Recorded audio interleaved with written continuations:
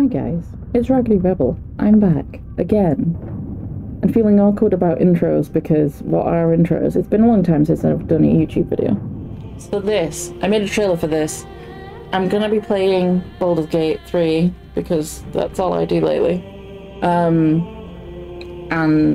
I'm gonna be playing the Dark Urge. The character I will be building will be based on a long-running PC I have had, lives in my head rent-free from multiple campaigns. He survived Barovia, so for anyone that understands that reference, yes, he survived Barovia, only to be thrown into Ravnica during the War of the Spark. So, here we are. So yeah, we're going to be building the aesthetic of the character on him. There may be room for him not to be evil.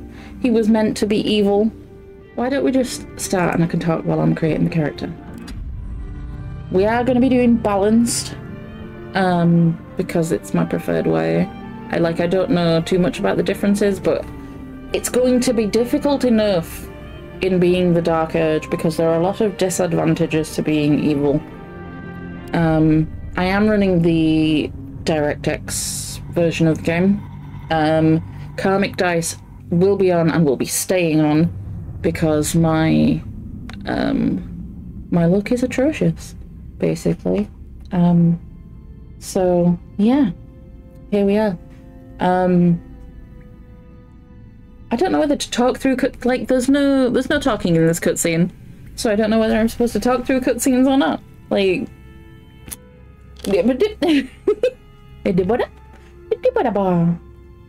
Mind flayers are such unusual creatures. Githyanki are Gith in general are underrated. Lizel, however, is a proverbial pain in the butt. People give her too much flack, though. She is good for what they're really alien hands, aren't they? Which I suppose they're meant to be. I don't know if I'm supposed to talk through cutscenes. Rambles on about aliens and Gith. Look at that tiny little worm. Look at it, it's just a baby. It's just a baby. It's just a little space worm. This is fine. It's just a little space worm that's about to do something gross. Space worm, space worm, space worm. Look at that little baby. This uninvited guest, what? It's like a cat that turned himself into liquid. My turn, is it? Go on then. Meh. This is so well done. Ah, yes. Who are you?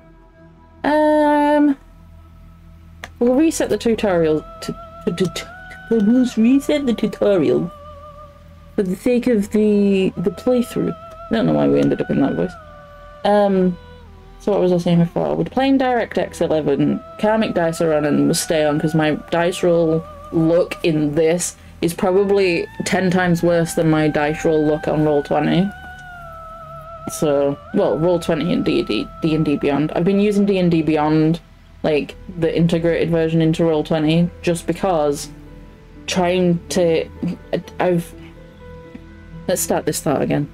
I have 2 characters currently in a campaign on a Thursday night. One of them is a wizard artificer. Now, I know how both of those work independently, but when they work together, I'm a bit crossed on that one. And I'm also playing a bard monk, and I have never truly played either of those classes.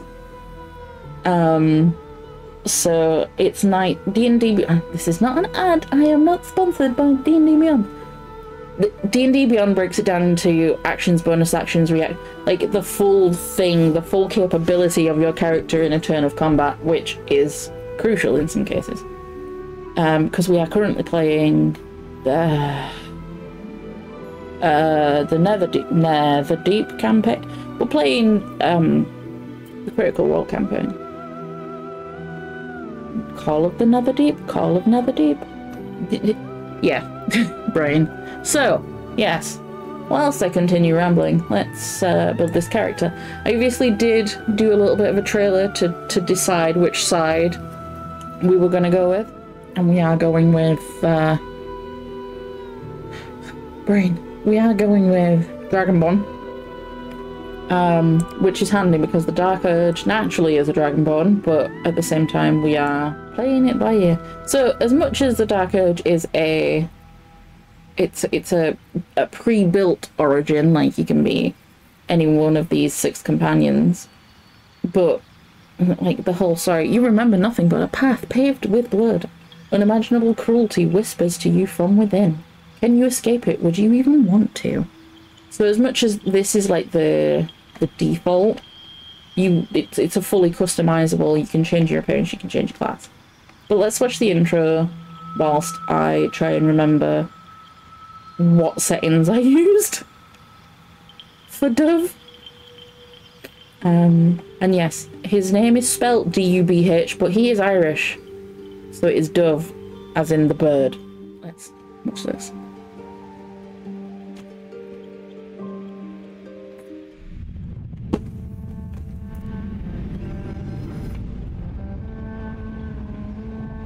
My rancid blood whispers to me, kill, kill, and kill again.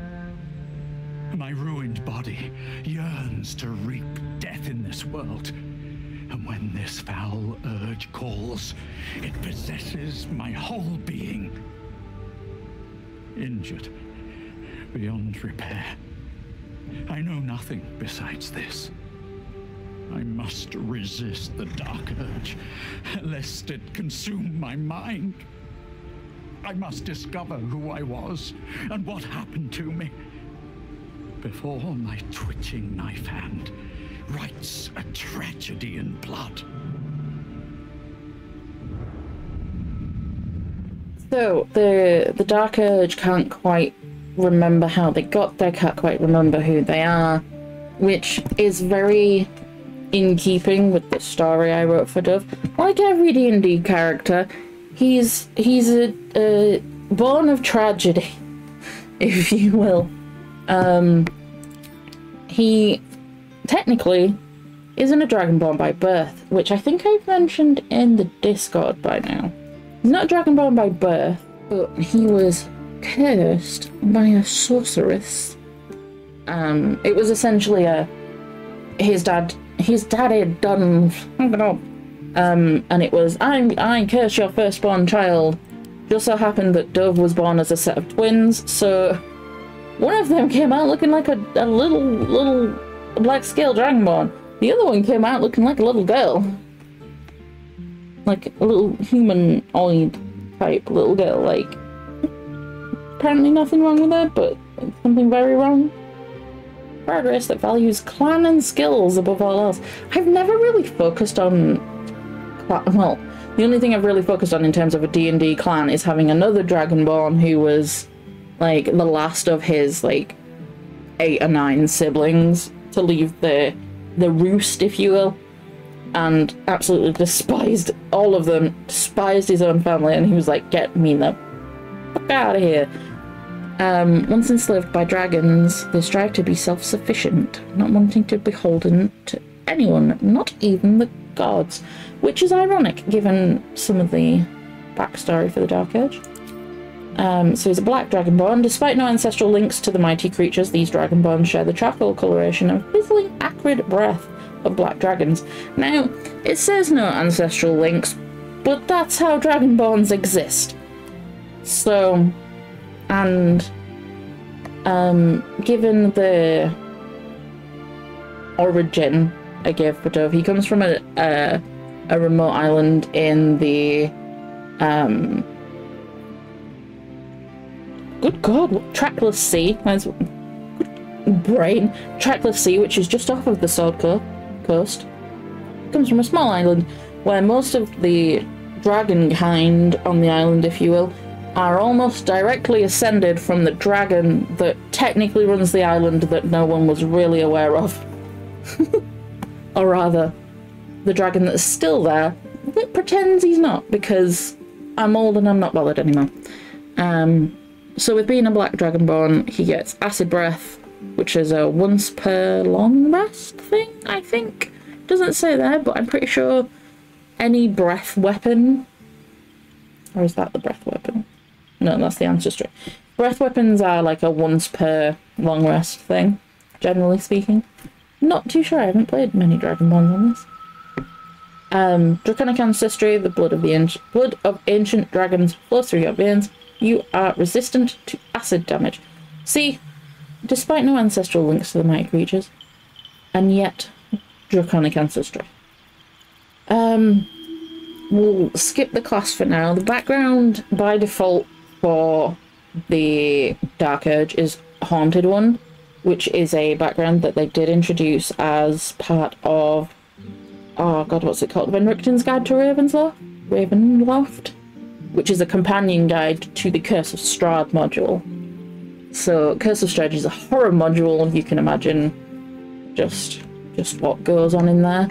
So in terms of in terms of like the D&D direct version of the game, the Haunted One has so many little bits and pieces you can pick out of it, but they've gone with a generalized thing here of a wicked moment, person or thing that cannot be slain by sword or spell haunts your mind and flickers in your peripheral vision. You carry it wherever your adventure takes you, or perhaps it carries you, which ties quite nicely into the Dark Urge and not remembering things, and there's something that's there driving you forward.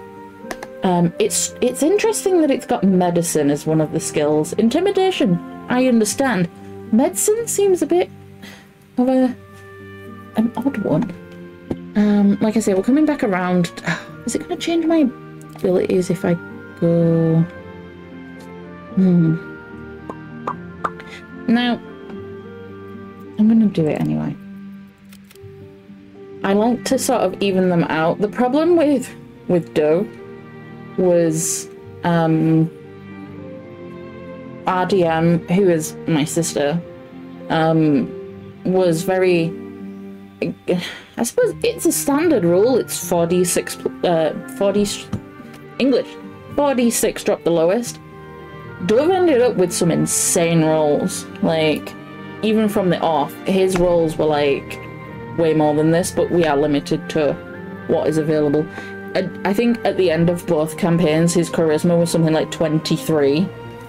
So, like, and that was only from a couple of things that boosted that. He already had like an insane number. I mean, they're okay. It's balanced them. I'll take that. That's fine. I will need to take an ASI for that, thinking ahead. Look at that sleight of hand. Stealth. Astarian who? Astarian who? So we're not going to need to do too much with the class, because Rogue from the off, they just get sneak attack, melee, and sneak attack ranged. With stealth, skill, and uncanny reflexes, Rogue's versatility let them get the upper hand in almost any situation. Let's put him to that. Dubh was raised on pirate ships, and Rogue seems like a natural progression as to where he was and why he became a warlock in the end. Because before growing up, he was an artificer, technically. He was interested in chemicals. More so he was interested in explosives. But he was raised on a pirate ship. That looks like the face. Excellent. He was raised on a pirate ship, had interest in explosives and things like that. And then he was a fighter because he wanted to be able to stand up for himself. And then, upon being able to leave the pirate ship and go on an adventure, and the resolution of the adventure, he ended up going to college to be a bard. And so by college, I mean he went to a bardic college. Putting him as non-binary, as much as I keep calling him, he's a mixed bag. Because in realistic terms, English, Dubh is actually somewhere in the middle. Labels, kind of situation. So he has the fins. We may change something, but we shall see. He has the apogee and the porcupine chops. Looks like our dragon. So we need to pick a scale tone. I think that looks really nice now. I've seen it again. I don't think that's the one we picked though. I think we picked one with a bit more purple in it. Well, that's got more green in it, which in any artwork I've sort of muddled together for him. Oh, we did this one, I think, because it actually shifts when you spin him. So as much as he's got black scales, he's actually got an oil slick finish, which is kind of this, but this is on the lighter side. Absolutely the wrong colours, because he's bright orange. That's almost a flat black apart from silver and a bit of purple. You see there's a bit of purple up there? That was a nice finish, but it's very brassy. Technically he is related to a brass dragon. Like an actual brass dragon. Not just a dragonborn, a brass dragon. That one's pretty. Oh yeah, I think that's it actually. So that's what, number 7? It works for me even more. Let's double check. A greener. Did I even finish the thought about the artwork? As much as he's oil slick, I tended to go towards more of the greens in the oil slick colour. Like, this is too dark now I've looked at it again. So we'll go with 7. Very shiny, look at you. Shiny boy. Oh, I need to turn the sensors on. Things I remember after the fact. No dragon PP for you. He did have piercings in version I made. Okay. So one of the reasons why I went with the DirectX version was the piercings. So this one, because it gives him top, bottom, and a little nose piercing. So these ones, the Crimson Hilt Dirks, I believe are the ones that look like little daggers on your more humanoid looking critters. But he's a thick boy. And being as he is, body art is not an option. However, in his own canon, if you will, he does actually have tattoos, carvings, I suppose, in his scales. Now, the real question is, which colour did I think I picked that one. Ooh, maybe that one. That one's a dark acid. And that's yellow. Oh yeah, I did the lighter colour. 1000% did the lighter colour. Right. What do his makeup in the end? Did I make the eye ridges darker? I did. I made him so emo.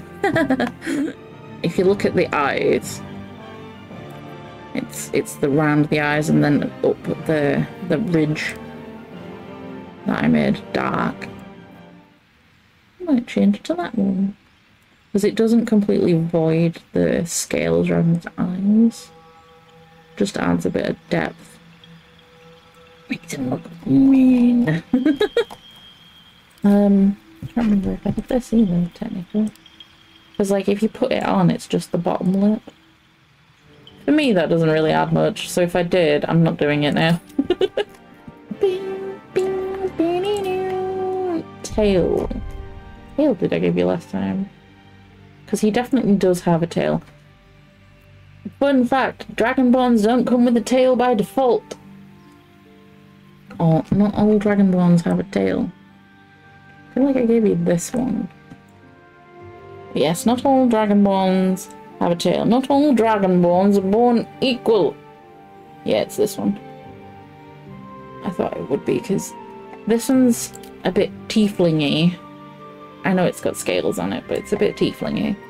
This one's more of a scorpion-esque, or I'd think of it as going on like a fire dragon.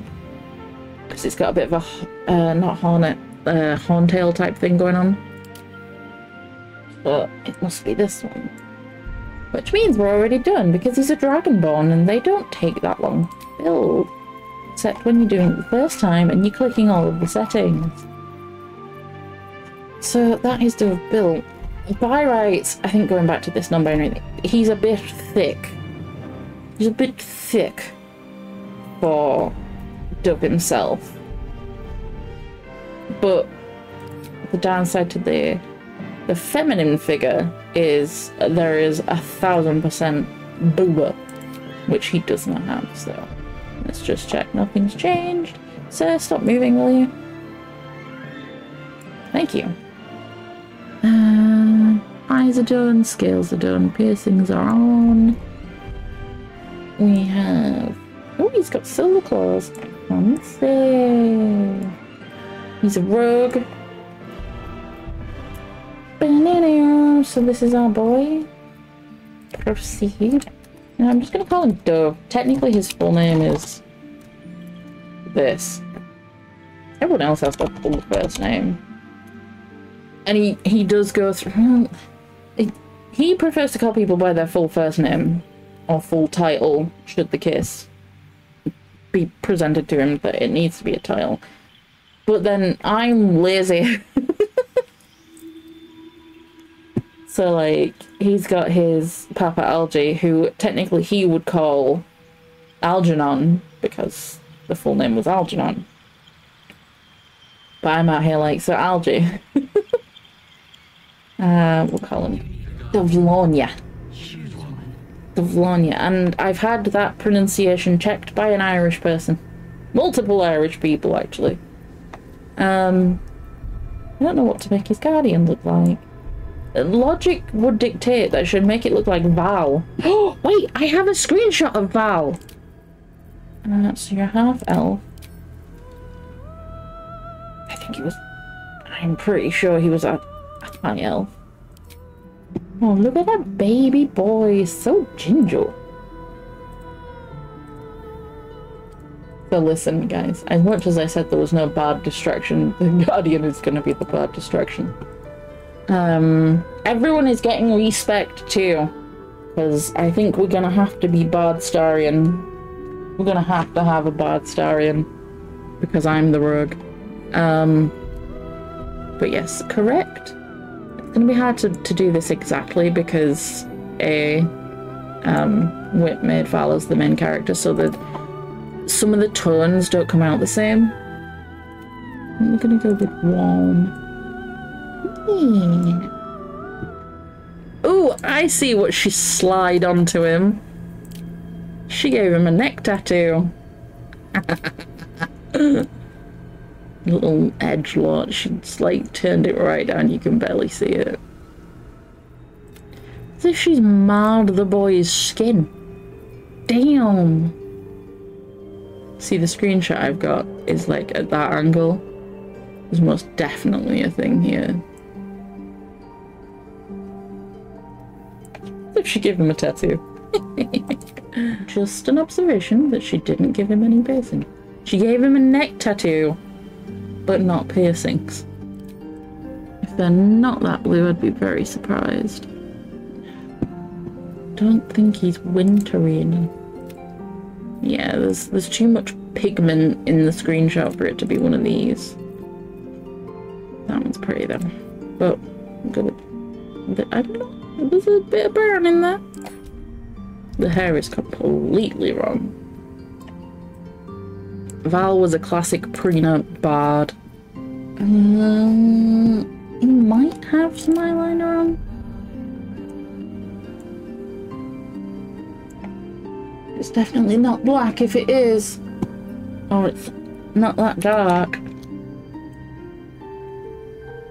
Oh yeah, he's got eyeliner on. I say so confidently that he's got eyeliner on, and now I'm second guessing myself.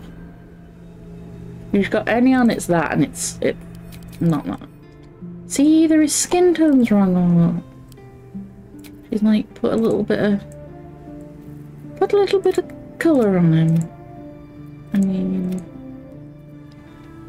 listen, this face, as much as I see it when I play my main game, because it's not got the same features, like the eyes are a different colour, There's no scar, there's no tattoo on his face. It's like it's a whole other person. The versatility of the same model. He's got no freckles. Where are the freckles on this? Oh, didn't go far enough down. Is he very freckly? Yeah, probably because he's ginger. So we need like good hair. The picture that Whit provided, he's got a hat on, so I can't see. Like, I don't see him having this because it's not tidy enough. He always made a very specific point about not having a beard. Definitely not that.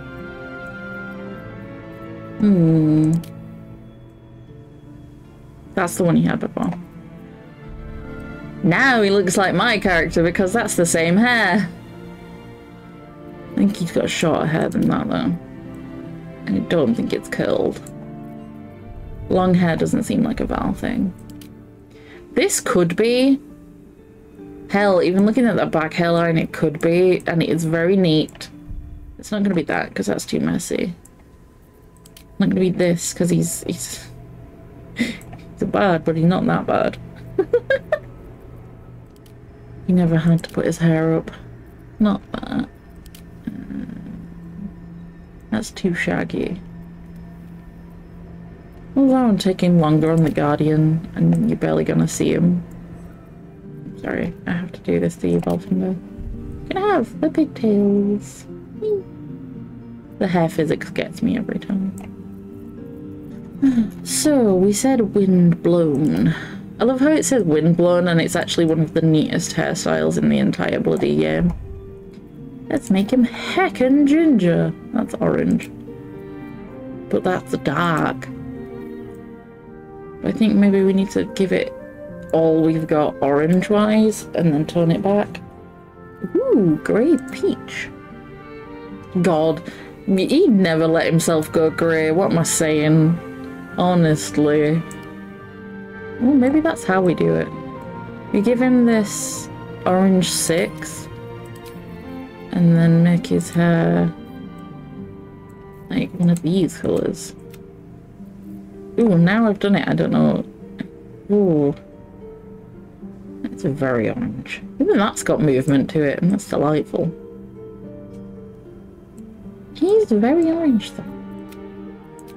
The hair is important. You can't just phone it in. Oh, that softens it somewhat. I'm not trying to de-ginger the ginger. He didn't call himself Valfendar Emberflame for no reason. Little ginger boy. I think he looks quite good. But at the same time, I'm like, his hair feels short. But I can't see him having hair longer than that. Just give him Gale hair. Put it back. Put that thing back where it came from also. Help me. Look at that profile. Such a strong profile on this character model. Like, damn. Yeah, literally the hair makes all the difference. I'm gonna keep saying it. That looks like my character. That doesn't, and the head is the same. Yeah, he's just very orange. Let's go. We're gonna be here all bloody day.